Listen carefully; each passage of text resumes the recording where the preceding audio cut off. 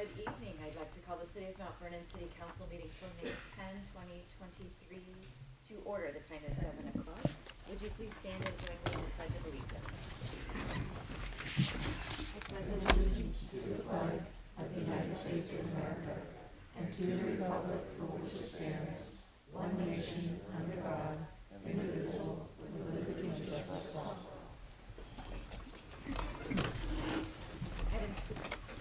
Turn on my mic, sorry about that. Item C is our roll call of council members. I'll ask our clerk to please call the roll. Councilmember Beaton? Here. Councilmember Brocksmith? Here. Councilmember Correas? Here. Councilmember Hudson? Here. Councilmember Holst? Here. Councilmember Molinar? Is excused this evening. Councilmember Morales? Here. Thank you so much. Under community comments, item 1 is a review of emails from the public, and I'll ask Peter Donovan if there were any emails sent to community comments at mountvernon.gov this week. Thank you, Mayor. Hello, Council. And yes, there were. All of them, there were maybe 15 of them. All of them were related to the open record public hearing that we'll have on CDBG. So if it's okay with you, the Council, I would read those during that time. Okay, sounds good. All right, thank you, Peter. Under item community comments number 2 is our public comments, and that's here who's anyone would like to speak. Now, I will say we do have a couple of public hearings tonight. So if you're here to speak about the open record public hearing regarding CDBG action plan, I'll ask you to wait to that moment. Or if you're here to speak to the open record hearing on the updates to the capital facilities element of the comprehensive plan for the school district, I'll have you wait for that item. But if there's any other public comment, you're welcome to step to the podium at this time. Is there any other public comment then? Well, go ahead. If you want to please introduce yourself, Pinky, and state your city of residence and comments around 3 minutes or so. Okay, microphone's on. Yes. I'm not exactly the same stature as Peter. Good evening, Pinky Vargas from Bellingham, Washington. Mayor, Council, nice to see you. I'm the Municipal Manager for Republic Services, and I serve Skagit County. And firstly, I want to thank you for your service. I viscerally know that this is not an easy role, and it's always hard to make judgments on what you need to do for the public. So thank you for your service. I'm here tonight because I want to talk to you in regards to your vote on the upcoming 10-year contract decision to handle who's going to handle the municipal solid waste for Skagit County.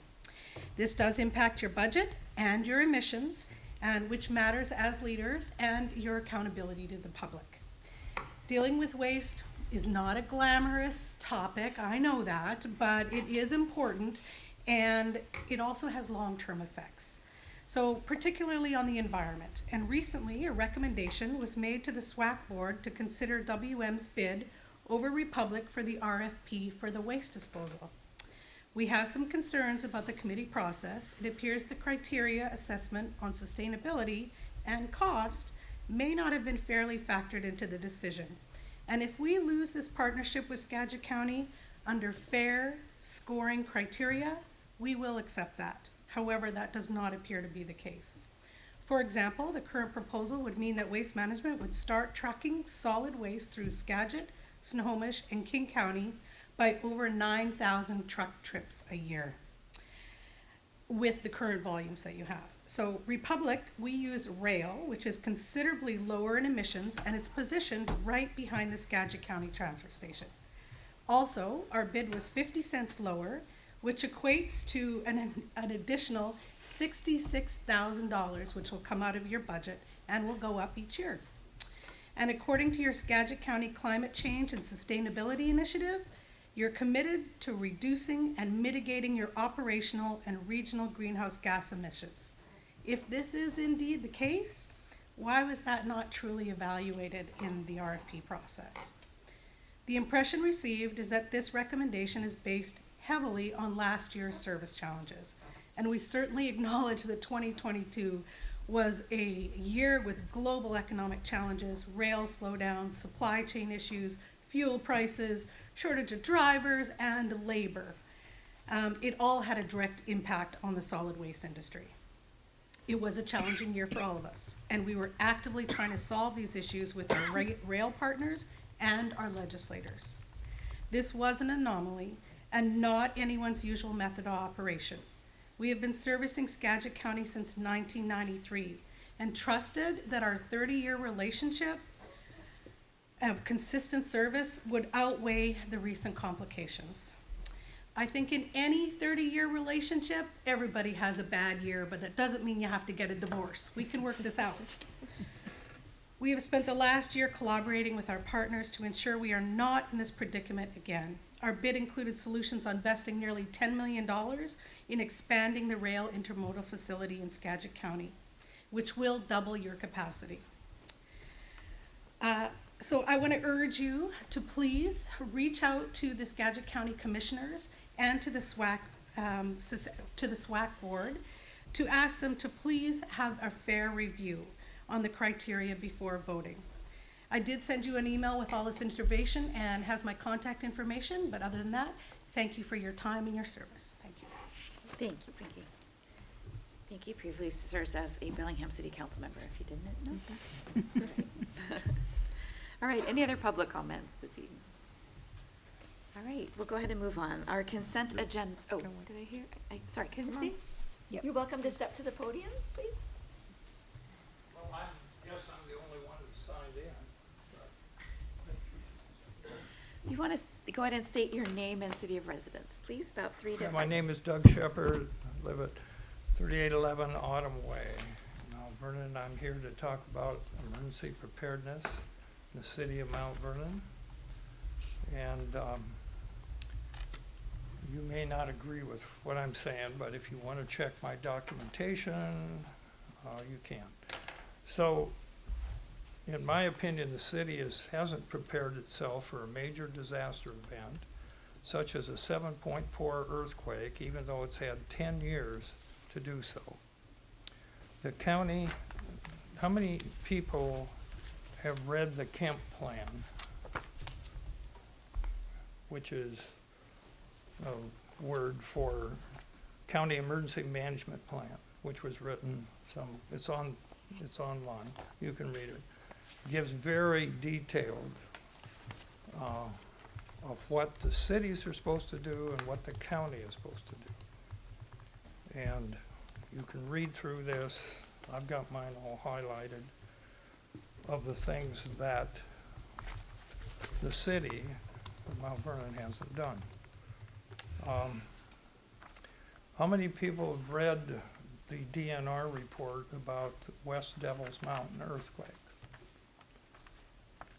DNR studied that for 3 or 4 years.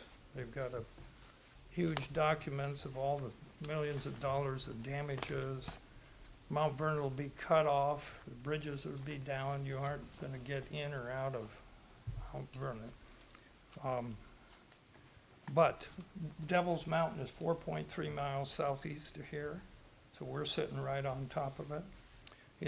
They've studied it it's going to be a 7.4 magnitude, which is the same magnitude as when the Cascadia Rising fault comes and gets here. Same amount of damage, which isn't going to be very good. And the thing that kind of got me here was the city of Mount Vernon is the only city in the whole Northwest that does not have a amateur radio station at the fire department, wherever the OC is going to be or wherever you want to have it. And they have every Tuesday morning, all these there's 5 counties, and they're all calling in to check their equipment and radios. There's 181 stations that are calling in. And the one that we have here for Skagit County has 18, I think it is, stations calling in. And everybody from Anacortes to wherever is calling in except for Mount Vernon. And when I checked with Brian, the fire marshal, he'd sent me an email that said they bought some new radios, but the radios don't work for communicating with, you have to be able to call the DEM office. They're the ones taking care of the whole big thing. Each city is supposed to have their own EOC that calls in. And they don't have, Mount Vernon doesn't have a radio, so they can't call in. But the EOCs of these other towns, generally you call in about every hour, 2 at the most, for a report on how things are going. So the things that I see that the city needs that they don't have is an EOC location. Now, when I talked to Brian a year and a half ago, they were remodeling 2 stations. Presumably one of them is now a EOC, but I don't know. A radio that we're talking about is about this big, and to buy one and install it with a good antenna is about $2,000. And it's operated, you have to have a license to run it. FCC license, which at all these places, the volunteers, which I'm one, we go to these places and we call in to test everything. And in an emergency, we would show up and run it. The big ticket item is a emergency operations plan, which as far as I know, you don't have. Costs $25,000 roughly. Burlington has got theirs now, they're going through it. You hire a consultant, and he goes through every detail at your city. $25,000 is about the same price it costs for Anacortes to get one of these done, and then you go from there. One simple thing is damage assessing maps, which are very detailed, they break it all up, so when you're out damage assessing, they give you an area, and that's what you go check and report in on. Those are easy.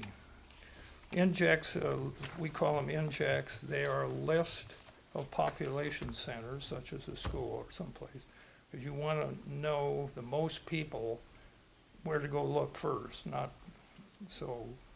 And it depends, everything depends on the time of day, whether these, people are going to be there or they aren't going to be there. Then you need some kind of a budget for, once you've got all this stuff, for staff training, which usually is ICS 100, 200, 700. When these are city people who are going to run the EOC. We had a 2-day FEMA class, which was really good. Then once you get that done, all these things done, then you can have a drill, they call it. Anacortes just had their second one last week.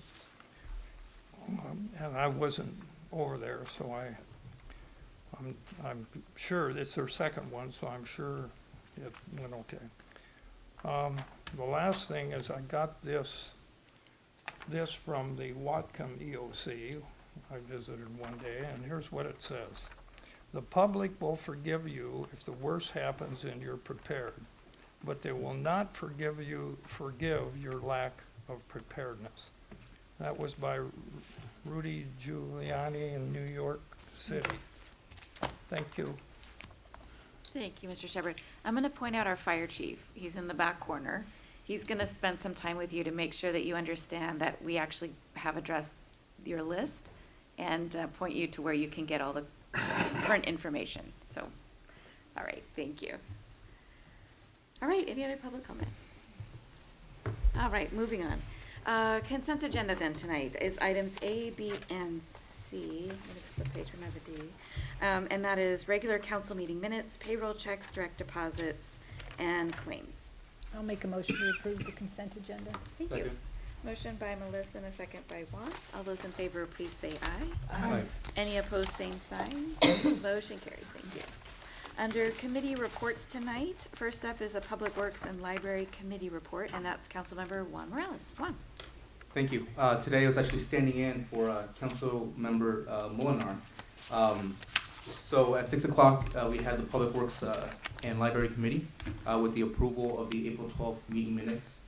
From Program Coordination Division, Plain Chesterfield mentioned The Stokely Tower foundation caps project bid, with an engineer's estimate of $60,000, has been advertised and closes tomorrow, Thursday, May 11th. The project will ensure the stability of the tower. The Park Street Stormwater Pump Station is over 80 years old and in need of renovation. Staff is working with an on-call consultant, HDR Engineering, on the scope of work and budget. The goal is to have a 30% plan completed this year, and then the final plans by the end of 2024. The city will have an estimate on construction costs by the end of this year.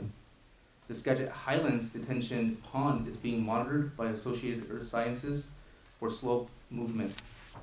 The deep inclinometer, which was installed last year, has shown no signs of slope movement. The cracks appear to be from surface soil movement. This summer, when the ground dries out, a smaller inclinometer will be installed on the side slope to determine the depth of movement. The Department of Ecology and the city have amended the stormwater capacity grant agreement to add another $25,000 to the amount the city received from the municipal stormwater permit implementation.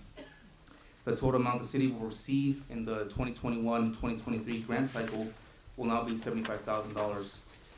Staff is drafting a professional service agreement with Brown and Caldwell Engineering on a 2-year municipal stormwater permit implementation program. The agreement would be effective from June 2023 through April of 2025. Once completed, the agreement will be presented at a future council meeting. From project updates, Mr. Bill Bullock mentioned the 2023 curb ramp program is well underway. Ramps on the East Division and North 18th Street are nearly completed, and the work on Anderson Road is next on the schedule. The paving program will begin in July or August, depending on the paving company's schedule.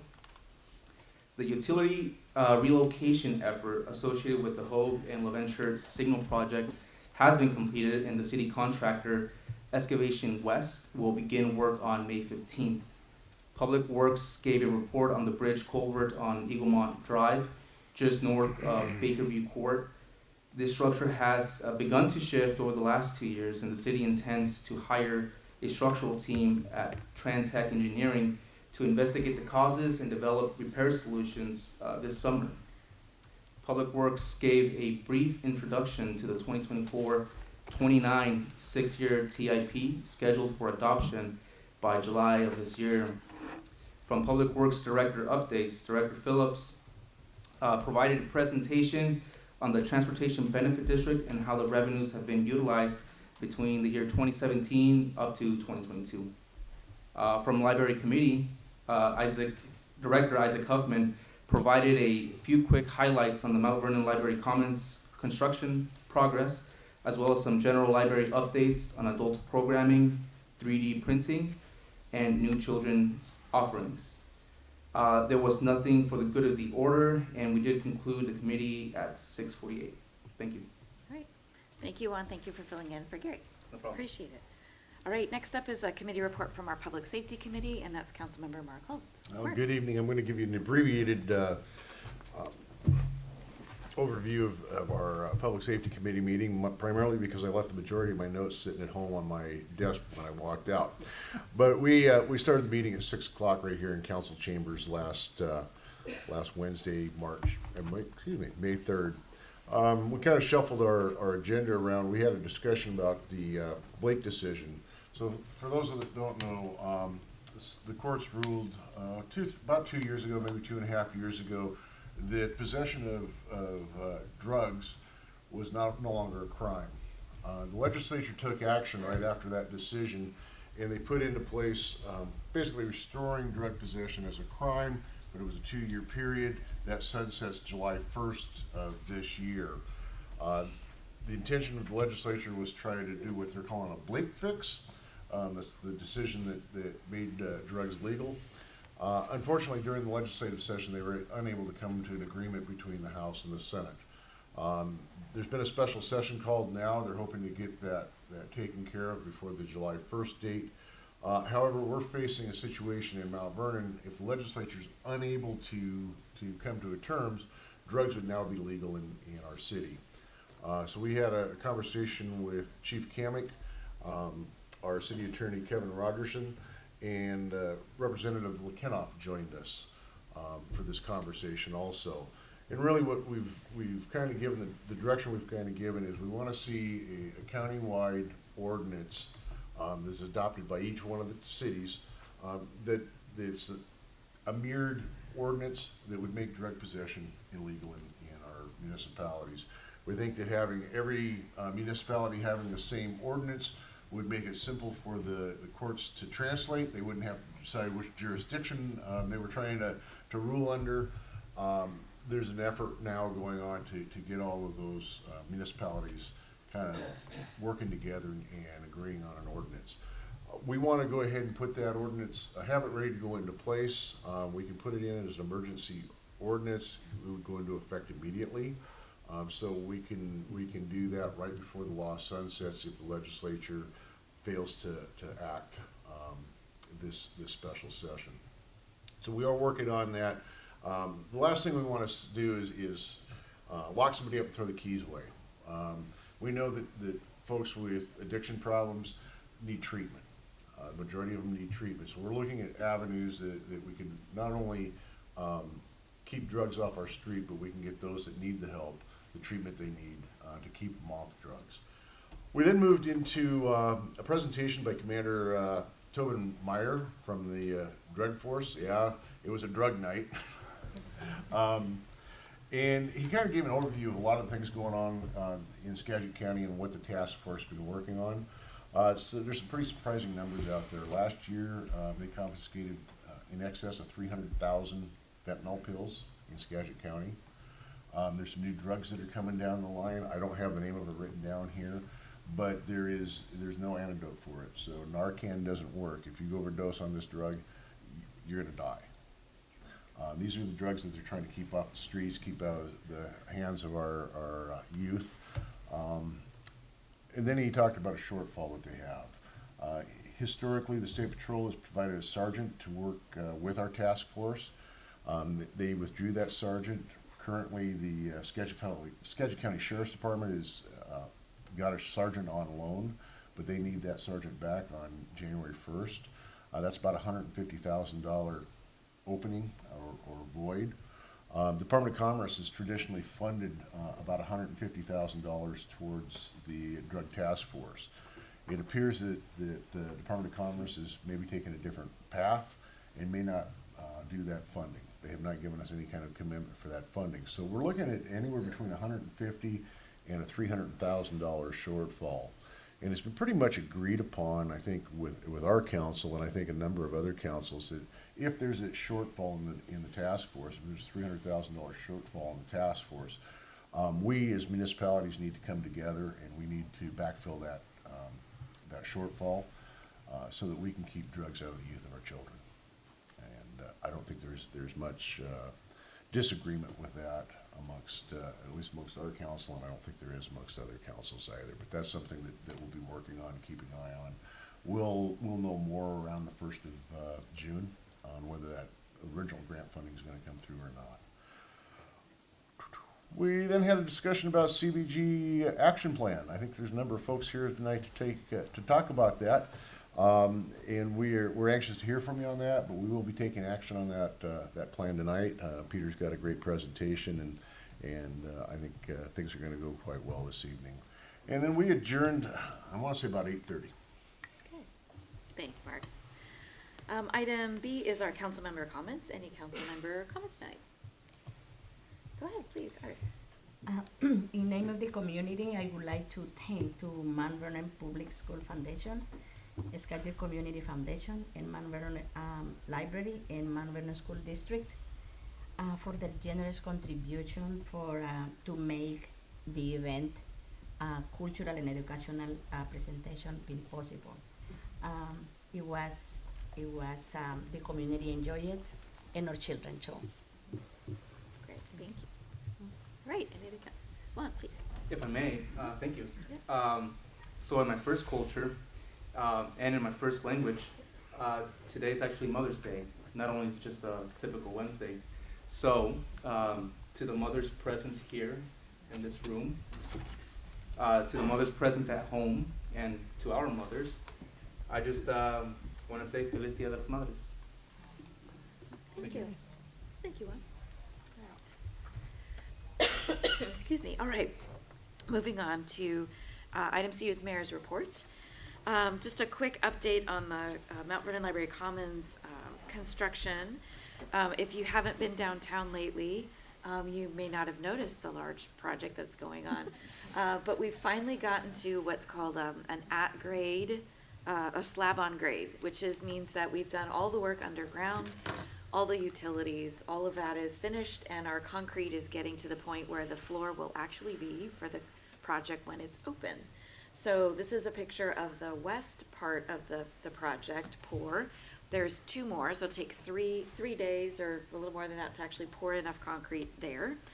And the next Tuesday is the 3rd pour, I believe, on the 16th. So the underslab utilities, the cast-in-place columns, the vapor barrier, underslab insulation, all of that is what is underneath this. And over the next 2 weeks, you'll see shoring equipment being installed, and then the 2nd floor will start to go in. And as we all know, once it starts going vertical, it seems to go much quicker than being in the ground. Also, a new sewer connection was completed on 2nd Street.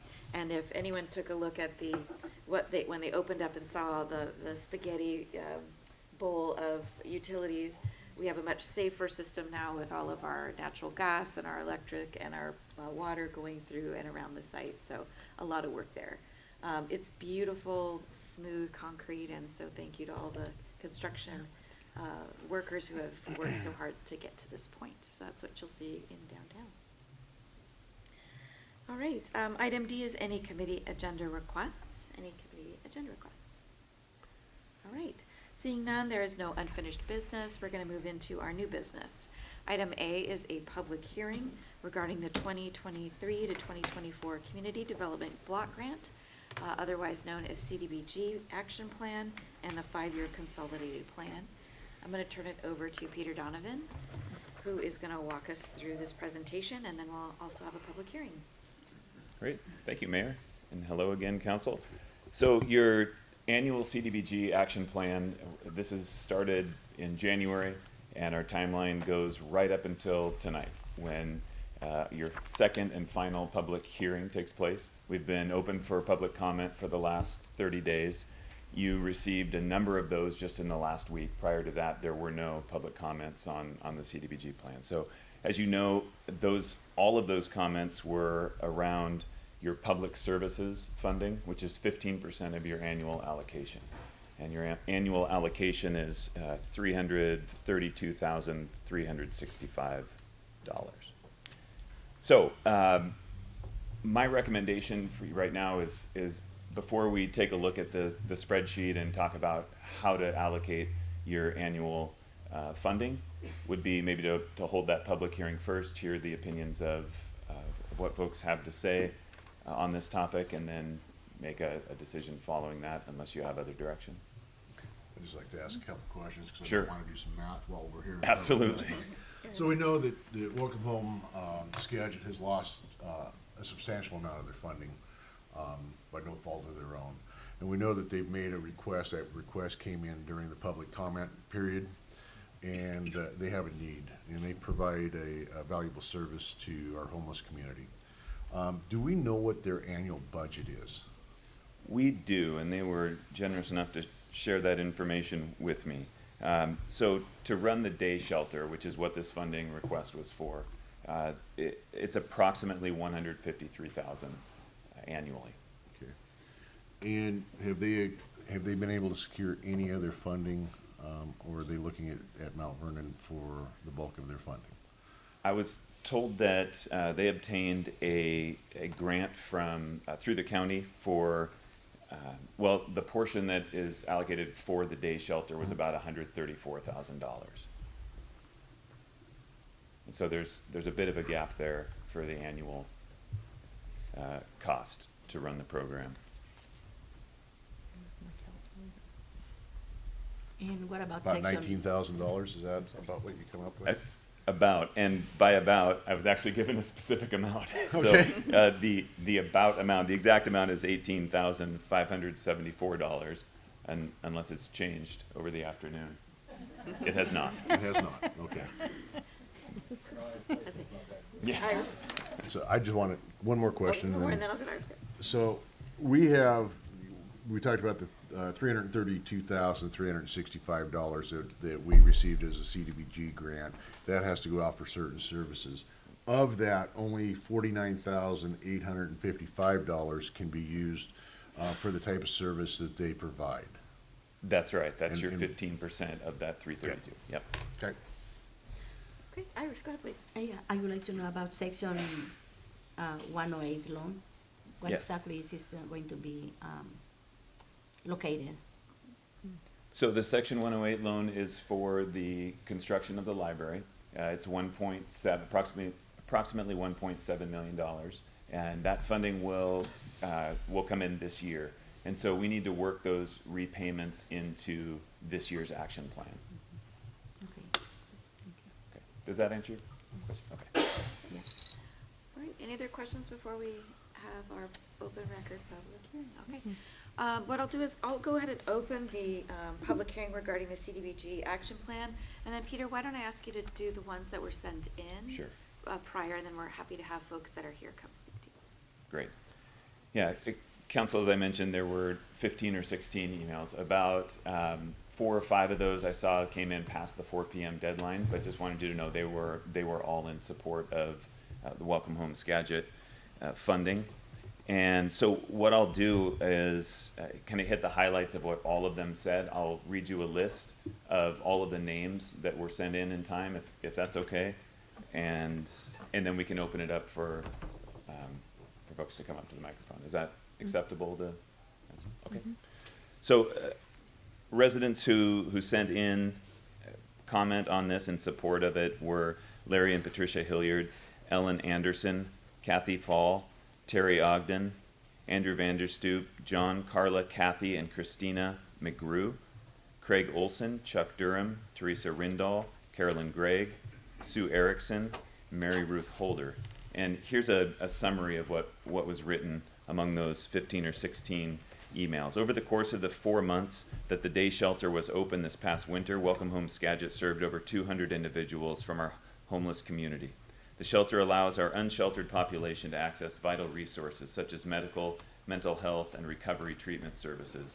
These resources are essential for helping our neighbors regain stability and becoming self-sufficient. The shelter has become an ideal access point for local resources and service providers to locate and engage their clients in a safe and warm environment, facilitating healing that allows people to relearn behaviors, gain new skills, and express talents, while also providing a vital sense of community. This funding ensures that our homeless community has the access to the care and the resources that they need. Okay. With that, we'll go ahead and open the open record public hearing regarding the CDB action plan. Folks are welcome to come to speak. Why don't I ask you if you don't mind raising your hand if you're here in favor of the Welcome Home Skagit request? That's very helpful. Thank you so much. And we're welcoming those to the podium who would like to speak. And okay.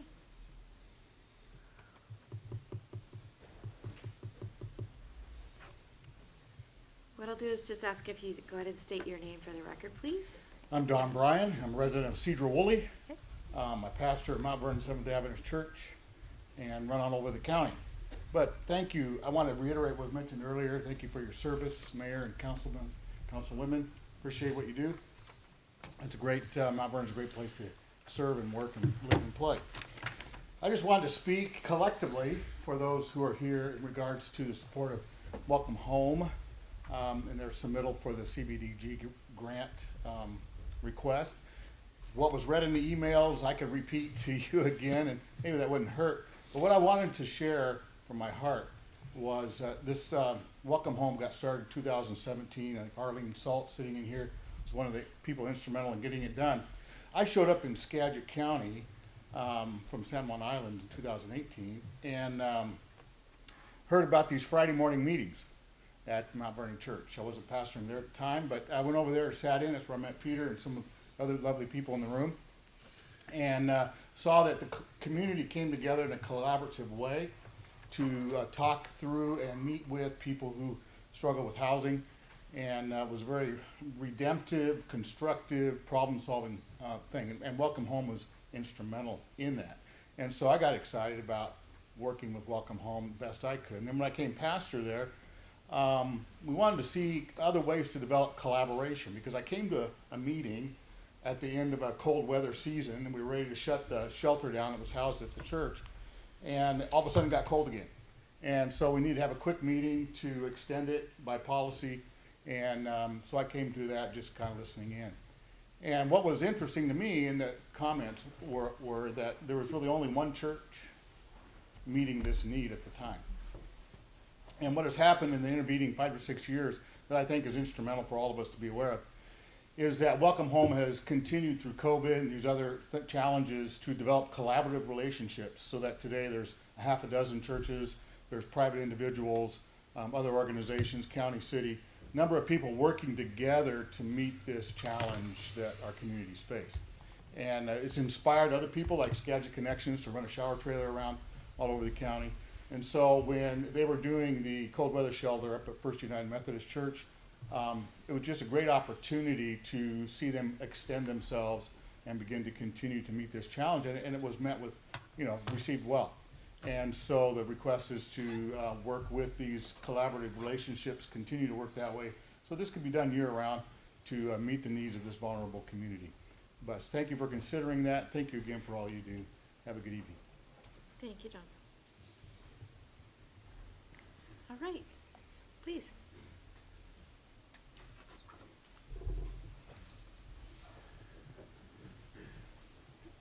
Good evening. My name is Jerry LaFollette. I live in Mount Vernon. Nice to see you. And I won't repeat what Don went over in terms of the history of the shelter and Welcome Home community. I have been involved with it both when they were at the Seventh-day Adventist facility, and then more recently at the United Methodist Church Day Center. And I just would like to speak in favor of your support for this important community resource for people that are homeless, that have nowhere to go. And I know all of you are aware of what we see on the streets of Mount Vernon every day. We can't walk downtown. I mean, you can't walk from here downtown without seeing probably more homeless people than you could count on your fingers, right? I mean, it's a real challenge. And many of them have substance use disorder problems, as well as mental health disorders. So the Day Center has been a real important resource for people to where they can go and spend some time during the day and get support from other people, to get support from one another.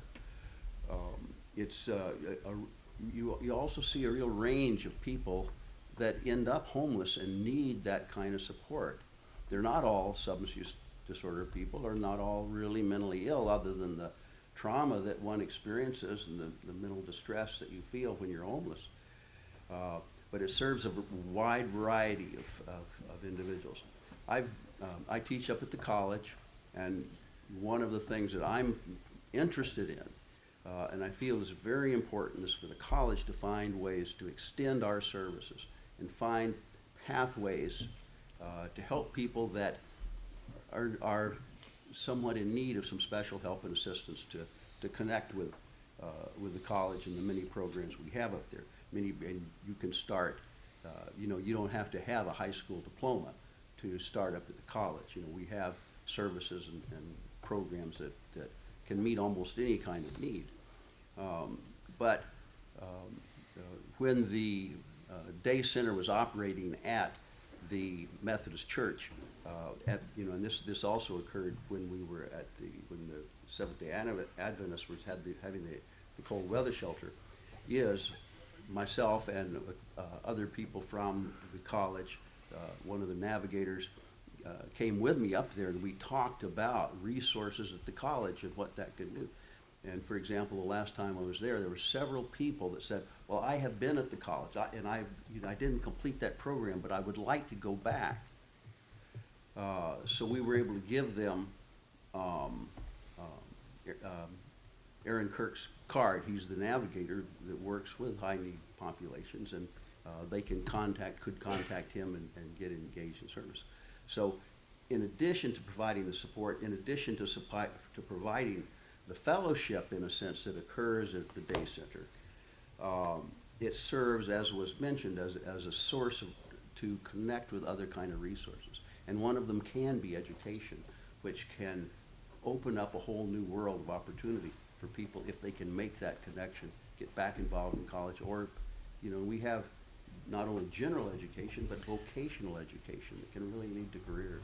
So I just want to encourage your continuing support of the day center, and just give you that little bit of a slice of a reflection on the kind of things. And I think it's very important that the college develops these collaborative relationships with, and really extends our services to everybody in the community, which I think is really an important objective of the community college. So thank you very much.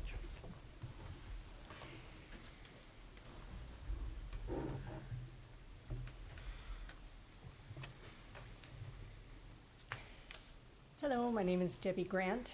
I reside in LaConner and work at the First United Methodist Church, where the day shelter was housed this past winter.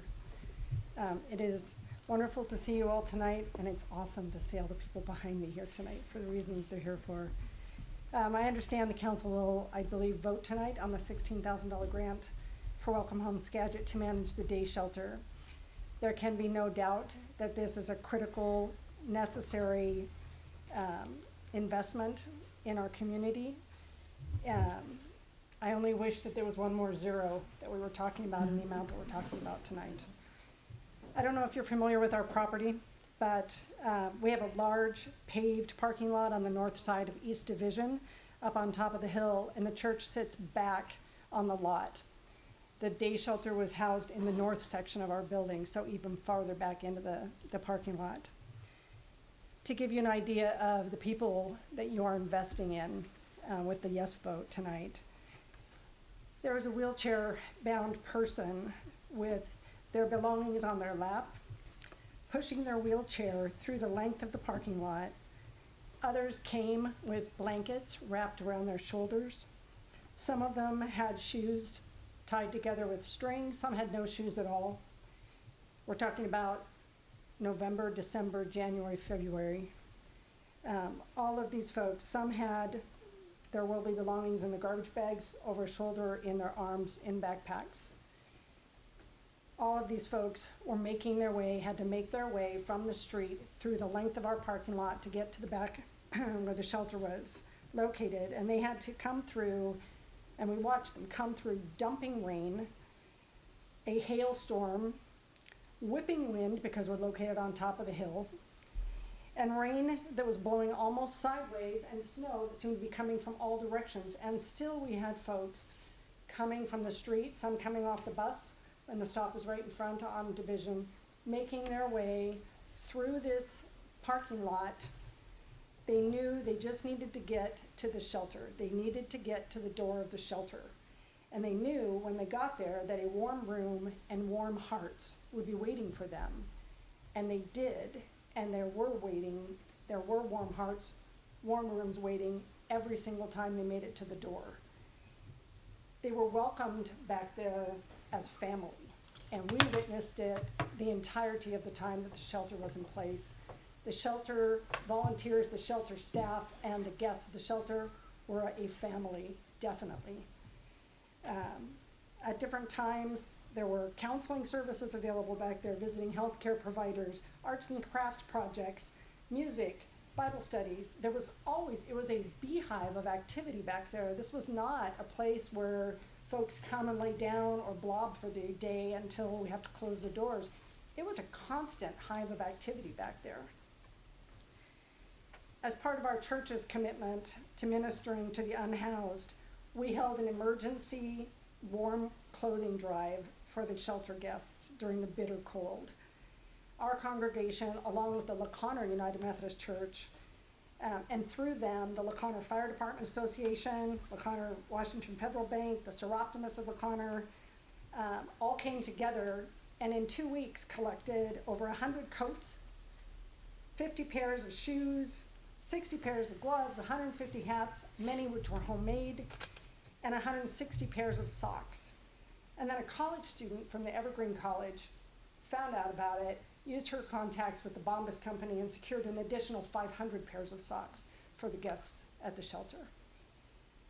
Everybody who donated added more than warmth to somebody's life. The hats, the warm coats, the warm socks, the boots, the shoes, the gloves, all of these were necessary pieces to protect these individuals from biting cold temperatures outside. More importantly, and most importantly, every person who received those items and received the care and love that they got in the shelter by the staff and the volunteers, they knew that they were on someone's radar. They knew that they mattered, that they were worthy of protection and love.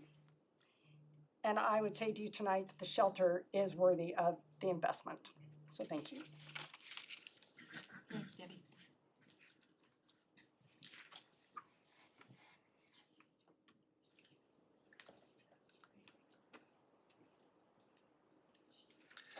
My name is Christopher Gudger-Rains. I live at 16th Street. I'm one of the pastors at the United Methodist Church as well. And I just want to add to this, you've heard the demonstration that we're willing to be a good partner with you all to help address a need in our community. And when Welcome Home Skagit came to us initially, the reason it was easy to say yes, number one is because the need was obvious. And number two is because Welcome Home Skagit was a trustworthy partner. We had already been working with them through the safe parking program, and we saw their skill, their knowledge of the people they were serving, and we just wanted to help them do what they were called to do. And I kind of think it's best when government works with the citizens, works with the people that they're serving, and I hope you have gotten an adequate demonstration that we're willing to be partners, but this is something that we as a church can't provide, but you all can, so I hope that you will vote yes. Thank you. Thank you, Pastor. All right. I think we saw a raising of hands on the support as well, so I didn't want to leave any voice unheard, but I think that we feel like your sentiments are unanimous with the hand raises, so thank you for that. All right, so I'm gonna go ahead and close the public hearing regarding this action plan and turn it back over to council and Peter to discuss. Right, so, can I just check? Go ahead. So you presented an action plan last week, Peter. Yep. I hope everybody's got a copy of it. But the allocation was $332,365. Skagit Gleaners is slated on this to receive $36,970. Community Action $20,000. Friendship House $50,000. And then we have the fund that we can work with that goes to these types of services. And we had allocated to that $49,855, and that was for public services. And Community Action at the time was the only one that had submitted an application. None of the other funds can be used for this type of program. So I would like to make a recommendation to council. I understand that the shortfall is about $18,600. So I would like to split that Community Action, the public service funds. I'd like to split that between Community Action and Welcome Home Skagit, with Community Action receiving $31,255 and Welcome Home Skagit $18,600, which fulfilled their need for their budget. Other council members? Discussion? What's the, Mr. Donovan, what's the percentage breakdown? It looks you're about to punch it in right now. You might just answer it. We're gonna make some Yeah. guesses. Yeah, exactly. I know Oh, we're Peter getting there. Peter likes to use percentages, I like to use We're dollars. getting there. Easier with the dollars. I like percentages too. You're so Keep it close, going. Peter. How's There that? you go. Perfect. 9 point. There you go. Discussion. I agree 100%. I I was just gonna ask, you sure you don't want any more? I mean, I just wanna say that it is so heartwarming to see, we receive the emails that just, this room is filled, usually, generally, when this room is filled, it's anger, or just general discontent, I suppose. And I see the empathy, I see the caring, and I see the concern. And you are all filling a void that needs to be filled. And so thank you very much. Mary? Actually, I wanted to, last week we talked about this in our committee meeting, so I just want to thank Sarah again. She's here somewhere, I think. There she is. You have built this, I mean, it started great, and I was there with Arlene at the beginning and was involved, and Curtis, I just so appreciate what you all started and how it's evolved to where it is. It's just amazing and wonderful, and I'm happy that we have the ability to help you carry this forward for a little bit more. You know, we can talk again next year as it comes about, but I just wanna thank you so much. So the CDBG funds are a block grant that comes from HUD, and there's a number of those funds that are dedicated to help the most vulnerable in our community. We as a council have the ability on the oversight on how that's kind of divided up. And I think it's the desire of the council to help as many people as possible. So taking part of it away from one funding or one source, I think that by doing this, we really enhance for our community, or for that vulnerable community, another service that the first group won't hit. So I think this is a responsible action. I think Community Action has their expertise, but we know they don't provide the housing or the same service that the Skagit, Welcome Home Skagit does. So I think this is a very reasonable request, and it's gonna provide services to some folks that wouldn't otherwise not get any. Yeah, Go ahead. okay, I heard somebody else. No, go ahead. Yeah, I'd agree. It's a 0.6 difference between the original draft and where we're at now. So yeah, I'm in favor of that. And then just also major props to Sarah. I've mentioned this to the council well since I got on board, that I was surprised on how empty this room was. And whether it's because you're mad or because you're here to on a happy note to petition or engage with your government, this is how the process should look like, and I'm very impressed with the good work here. So thank you. All right. So if there's no other discussion, I would make a motion that we adopt the CDBG fund annual allocation or action plan with the modifications that I mentioned earlier, with those funds going to Welcome Home Skagit. Second. Okay, motion by Mark and a second by Iris. All right, all those in favor, please say aye. Aye. Any opposed, same sign. Motion carries, thank you. Thank you, Peter. We do have another public hearing that's coming up, so I'll ask Darren to go ahead and come on up. But before that, again, I wanna extend my thanks for folks that came tonight too. You know, back in 2017, we started asking for community to help us and rally around, and the Adventist Church and Arlene were the first people to take that on, and Curtis and the folks that are here.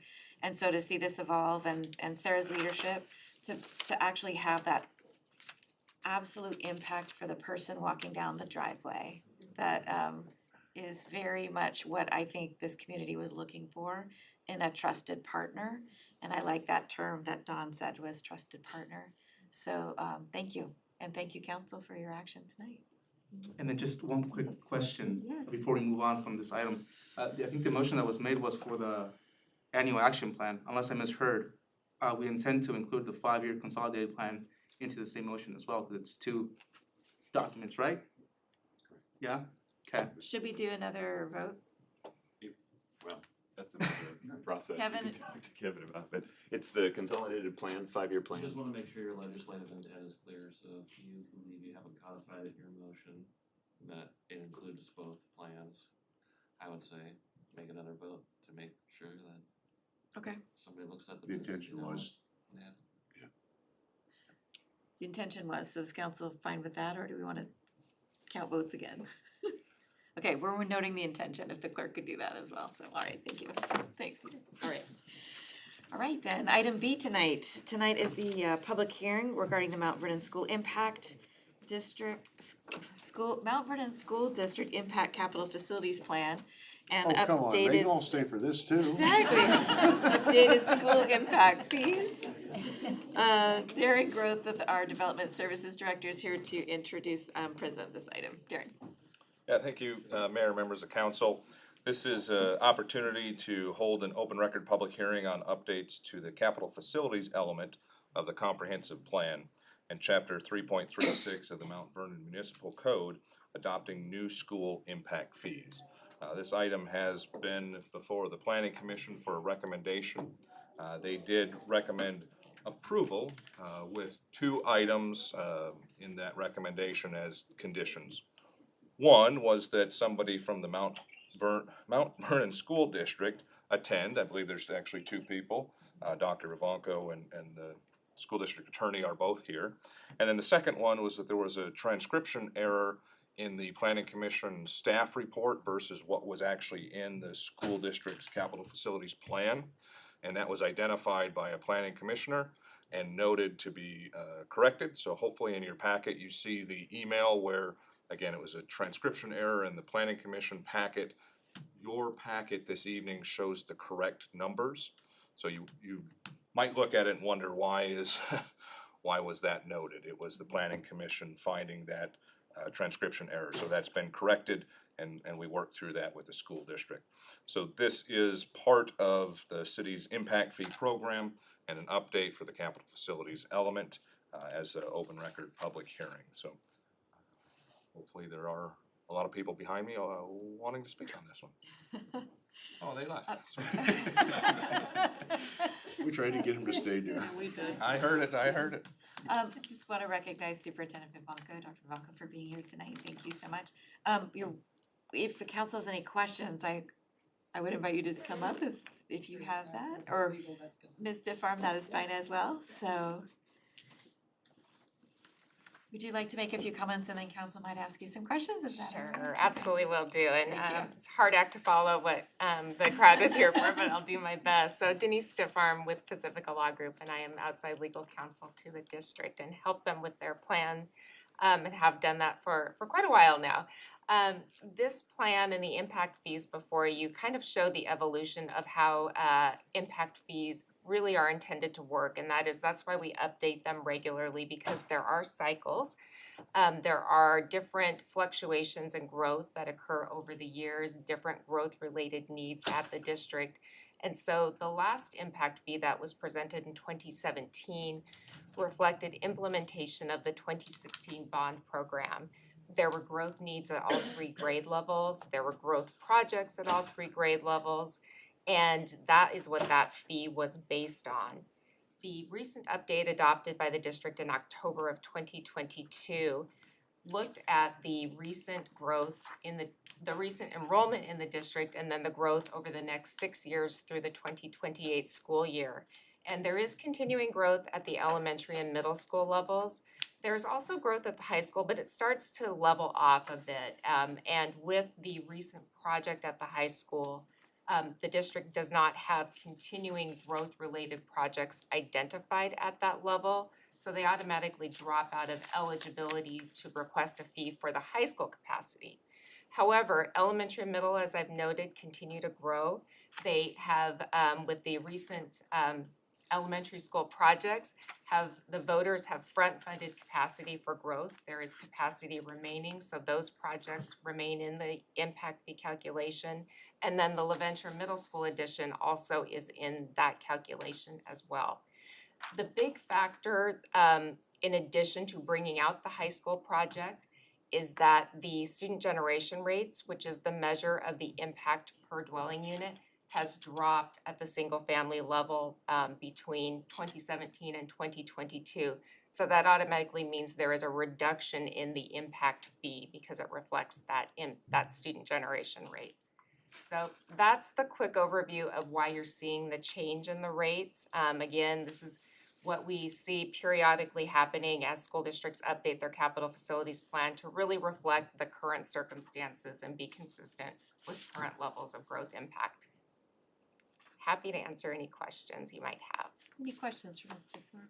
Hi. Oh, go ahead, Mary. You go first. I have a couple questions, and I tried to digest the 107-page packet. So I know you were here in December of 2018, and several of us were on the council at the time. Correct. And, you know, yes, it was like $9,400, and it was considerable. And I understand what you said, but where did the 3,200 come from now? How is that compared to what the other districts are doing in the county? And how, when I look at the graph from 2018, the $9,400 was the third highest in the state at the time, or at least this side of the mountains. Not necessarily. The districts to the south, in King and Snohomish County, have had impact fees, and this was true back in at that time period too, in around the 15,000 level. So it was the highest in actually what this part of the state, this corner, I think is what the analysis had shown. But just to give context to what's going down south of you. I got all that. I'm just looking at slide 15 from the presentation back then, and it showed wherever it was at 9,100. But where did the $3,000 come from? How do we know that it shouldn't be less? Because as you know, I know when I was coming onto council, you know, it was a lot of money, and that contributes to the higher cost of building, and the developers were, you know, Mount Vernon has the highest, and really we don't have a lot of, I think our role is more perfunctory, right? Based on the law. And so I'm trying to figure out, when they're saying to us, this is what it is in the other districts in the county, how do we get there?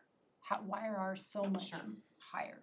Especially after having passed over $100 million school bond. Sure, yeah, absolutely. And I'll speak to, I think you want me to speak to the current proposed fee versus the 2017 fee. Yeah. And just to speak to the relationship between bond funding and impact fees by law cannot fund 100% of the cost of the growth-related need. There has to be another funding source, and that typically is with a bond or a capital levy. That is usually the largest part. The intent of impact fees is to relieve the existing tax-paying community from paying 100% of the costs of growth. So it is a contribution. It is generally a very small contribution in terms of overall project percentage, because the bond is covering, for the most part, the largest share. And in this case, the taxpayers were front funding a lot of that, and then in anticipation of growth-related impact fees, then paying down that debt for tax savings. Where the fee is derived from in the current plan is based upon the recent new elementary school, the Raleigh Elementary School, and then the Madison addition. Those two projects provided new capacity not only to address growth that was projected in the 2017 capital facilities plan, but there remains today available capacity to serve growth projected over the next 6-year period. So that capacity was front-funded by the voters to allow for new development to come in and to be able to utilize that. The other component of the existing fee is the LaVenture addition. And again, growth is still occurring and is projected to continue to occur at the middle school level over the next 6 years. That project will help to provide the capacity needed to serve those new students who are going to be generated from new homes. So that is what the impact fee, the $3,000 plus, is based on, are those two projects. There are credits built into the formula for any other funding that the district receives towards those projects. That includes, of course, largest piece, the bond. So there's a tax credit that gives the anticipated tax collection towards those new projects so that a new homeowner is not paying twice for the same improvement. And then there is also a credit where applicable for any state funding that the district receives towards that project. That is all put into the formula. There is a student generation rate, which reflects actual, on average, number of new students who are residing in new homes constructed within the district within a last 5-year period. That tells us the impact per dwelling unit. That gets us to that per unit impact fee. Once we've gone all the way through the calculation to get to and applied those credits, then the district has, by its own discretion, added a 35% discount to further reduce that single family fee. So those are the components. That is what the fee is derived from. It's based upon actual construction costs now that those projects have more knowledge about them. And so when I'm looking at this graph, most of the other school districts on this chart are at 50 to 57%. So where did the 35% come from? Yeah, the 35% has been historically what the school district has applied to their impact fee. The chart, and I don't have the chart you're looking at in front of me, but what I do know, because I do work with the school districts up and down I-5 and into the other part of the state, is by ordinance in King County and Snohomish County, there is a 50% required discount. And so they are automatically cutting their fees in half. Those districts, and I'm working with several of them right now on their updates, they're all right above the 10,000 range with that 50% discount. They would be over 20,000 without it. Pierce County has a similar 50% discount, but they also have a little bit of a different structure to them in terms of how they calculate that final fee. Absent something in the ordinance, it is left to the school district to propose the recommendation. And this district has traditionally proposed that 35% discount for that single family fee. Touching on really quickly, Burlington Edison School District currently does not have growth, and so they are not eligible to request school impact fees, so they do not have a fee. Cedar-Woolley School District recently, within the last year, updated their capital facilities plan. And my recollection, I worked on it, and I wish I had it with me tonight, but my recollection is their current single-family fee is right over $5,000. I don't know if their fee has been brought yet to this city, though, for adoption. I know it has in the city of Cedar-Woolley and in Skagit County. So they're a little bit higher right now. Thank you. I'm trying to go back in my mind to when we had this discussion some time ago, and I remember my frustrations at that point. So I do have a couple questions. The way it was presented to City Council from the city's perspective on how we figure impact fees is anything that is funded is not I don't know what the right word is, allowed to be considered part of the calculation. So if I'm looking at Table 9 Capital Facilities Financing Plan, if I'm remembering correctly, the bond that was passed by the citizens of Mount Vernon, the first column entirely, 2022, was all included in the bond. Correct. So I don't understand why that, if that has a factor in the calculation of the rate, because as the way I understand it, that should not be included at all. So I'm not sure how the city does its own impact fees, but what I will refer back to is the state law requirement for impact fees, that impact fees cannot be the sole source of funding for a capacity improvement related to growth. There must be other funding sources. And so for school districts, those other funding sources are generally limited to bonds and capital levies on the capital construction side and state funding.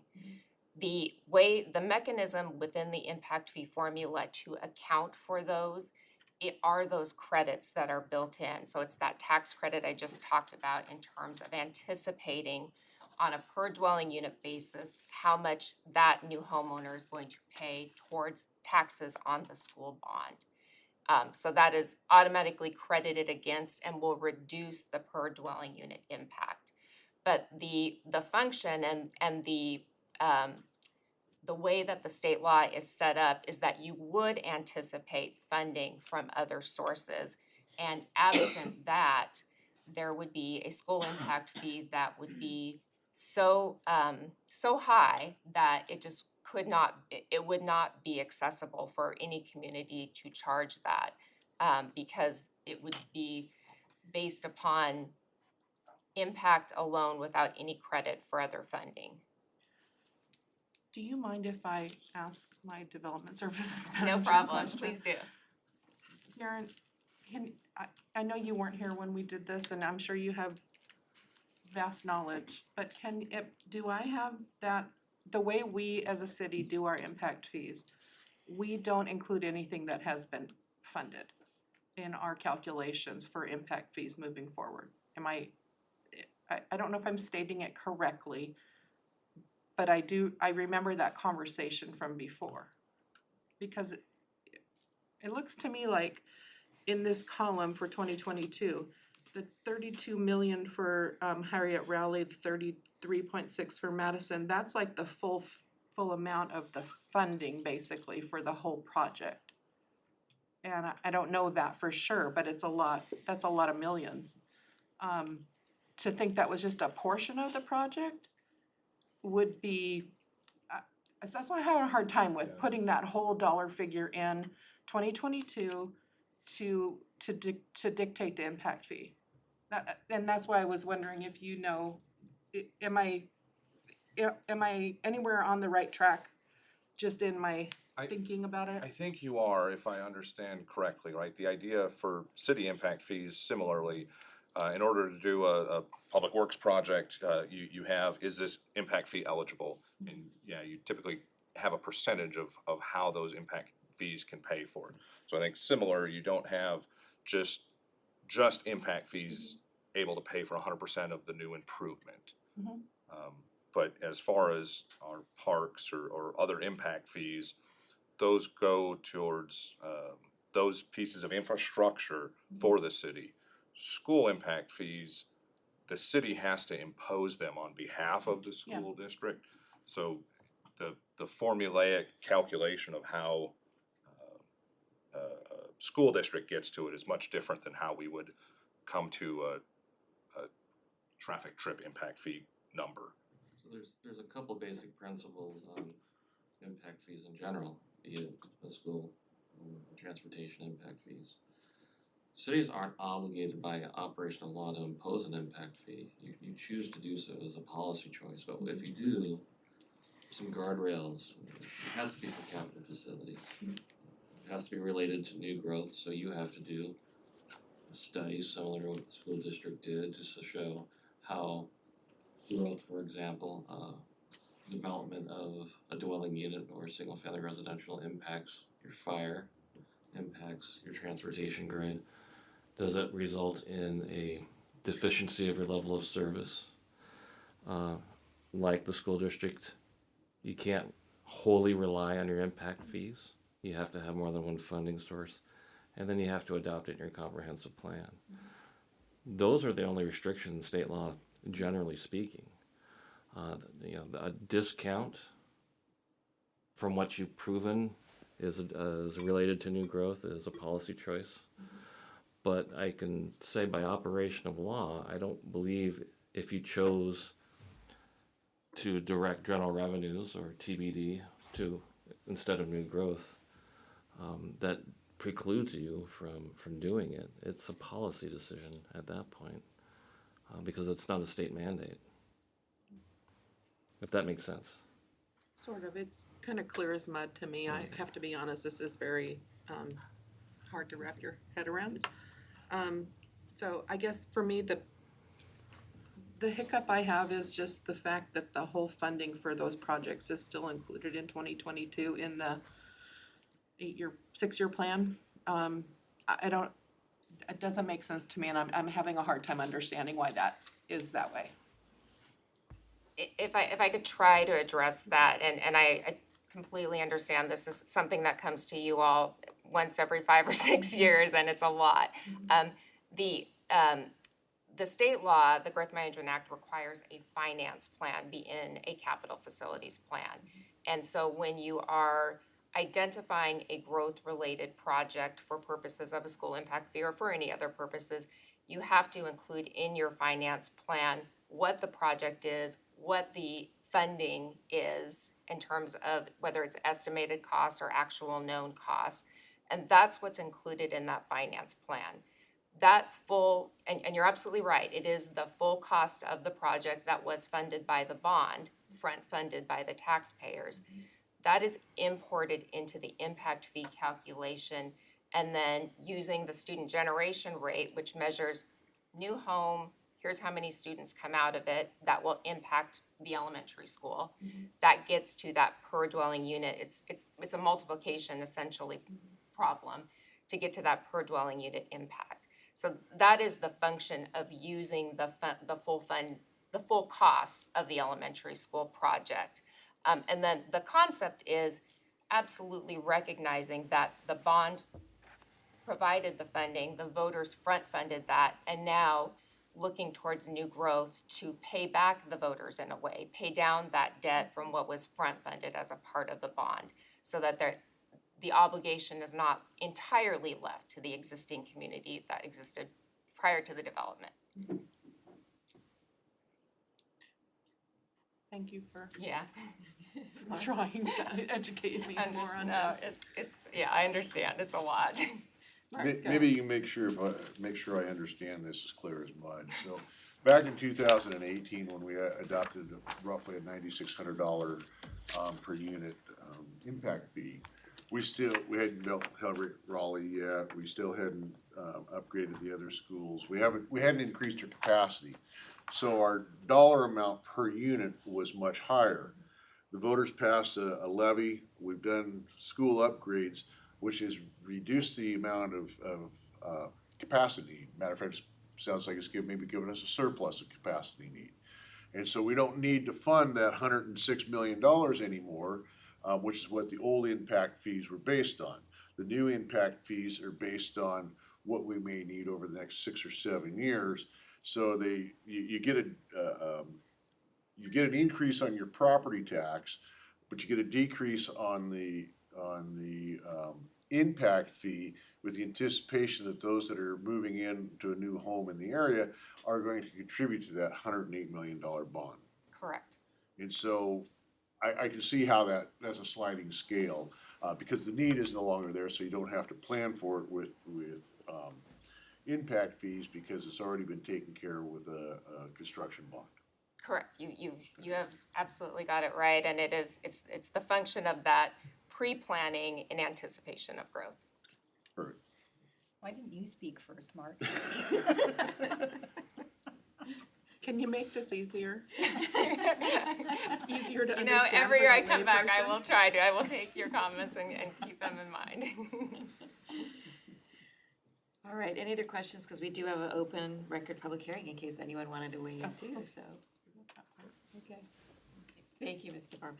All right, we'll open the open record public hearing regarding the updates to the capital facilities element of the comprehensive plan. This is for the Mount Vernon School District, and basically the discussion of impact fees. Anyone wishing to speak? All right, seeing none, we'll close the record public hearing. Right, and essentially it's a pass-through, if I'm gonna understand it correctly, because the school board as an elected body adopts their plan, they adopts the policy, the discount rate, and the fees. And we, as a jurisdiction, collect the fees and pass them through, which is why council takes action, correct? Just for public. That's correct. Right. Make a motion to approve ordinance 3870, adopting the Mount Vernon School District Capital Facilities Plan and updated school impact fees. Second, please. Thank you. Motion by Richard, we'll get a second to Iris. All right, all those in favor, please say aye. Aye. Any opposed, same sign. Motion carries, thank you. I have 30 seconds. Oh, sure. Oh, we'll do a quick recess or just a pause? Just a pause. Okay, we'll just pause for a minute. It was full Thank you, of Dr. cherry. Pravanko, for being here tonight, and for Ms. Diffar for being here. Thank you, appreciate it.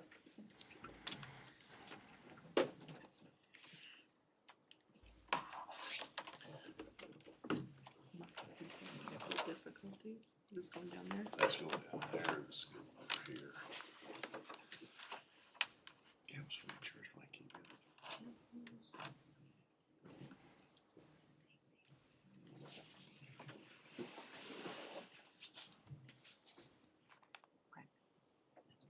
If that's a policy decision, yeah. Okay. Okay. All right, moving on, item C tonight is the approval of an agreement. This is about the International Code Council, and Darren Goeth, our Development Services Director, is here for this one. Darren. Thank you again, Mayor, members of council. You don't have the agreement in front of you. We are still working that out with ICC, but the request tonight is to approve the mayor to sign an agreement with ICC pending city attorney review and approval. The haste, I guess, with which this request comes about is that we had a suite of services earlier in the year. One individual through his company was contracted for plan review services. A separate company was contracted for inspection services. We had a building inspector, plans examiner in-house, and we had a building official. Over the course of the past basically 5 weeks, we were informed the on-call plans examiner was promoted in his day job and could no longer provide secondary services to any community in Skagit County. Our plans examiner building official took a job in another jurisdiction. Our building official retired, and we were informed by the on-call inspection services company that come the middle of June, hopefully through the end of June now, we will lose some of the coverage that is being provided to us. So kind of on an emergency basis, we've reached out, sent out RFQs using the MRSC's consultant roster to identify who can help us. And as you see in the backup materials, Safe Built, hopefully as a long-term option, might be able to provide a suite of coverages. And then ICC, hopefully, kind of immediately, we've started sending some plans to them on just a cost basis. But the agreement would hopefully allow us to continue that, depending on the timing of our building official. Fingers crossed, coming in on May 31st. We did make an offer, we might have a new building official. So the agreement has language from our template. We sent it to ICC, they're working on it. It would have a not to exceed amount of $40,000 per month. And I know that sounds like a lot, but on average, we have about 5 to 7 residential permits, and they're anywhere from $2,500 to $3,500 per plan review. And then the basic commercial, we have about 7 to 10 of those that come in, and they're anywhere between $2,000 and $2,500. So hopefully we have a building official that can take some of this load off, but again, until he's in the seat, the idea is that we would use this service and then hopefully get a longer term contract with Safe Built as we went out for that RFQ. So once we have that agreement in place, it'll be vetted with the city attorney's office. ICC did have our boilerplate, and I hope any moment, any day, we'll get that back from them and be able to finally execute this. So I know this is an unorthodox request that you haven't seen the contract. It is our standard template, and that would be the request to authorize the mayor to sign the agreement with ICC pending city attorney review and approval for an amount not to exceed $40,000 per month. Questions for Darren on this? Richard, go ahead. Are there budget amendment implications, or is this all within the staff capacity budgeted already? Yeah, at least the technical answer, our finance director might be able to identify, but at my layman's understanding, the fund level that we provide this, since we are having large number of salary savings dollars from those two vacant positions, and part of their responsibilities were to do this plan review service to the tune of, I believe it was 80,000 and 76,000, no, 66,000 per position. Both of those have been vacant, one for a month, the other one will be fully for the month of June. The $40,000 would definitely fall under that amount. And then, correct me if I'm wrong, we collect fee from the applicant and turn around and pay for the plan review too, so there's offset there in revenue, correct? That's a great point, yes. This is only as an on-needed basis, so as the permit comes in, they pay a permit fee, and then we get 65% of that permit fee for plan review. It's that plan review cost that would go. So again, it's only on an as-needed basis, but we hope not to exceed that number based off of being able to balance the flow as how it comes in. I'm just trying to get a handle on whether there would be an amendment necessary or not. I think that's our basic, request that we need to know about. But otherwise, I'd be happy to make a motion unless there's more questions. I'll second the motion.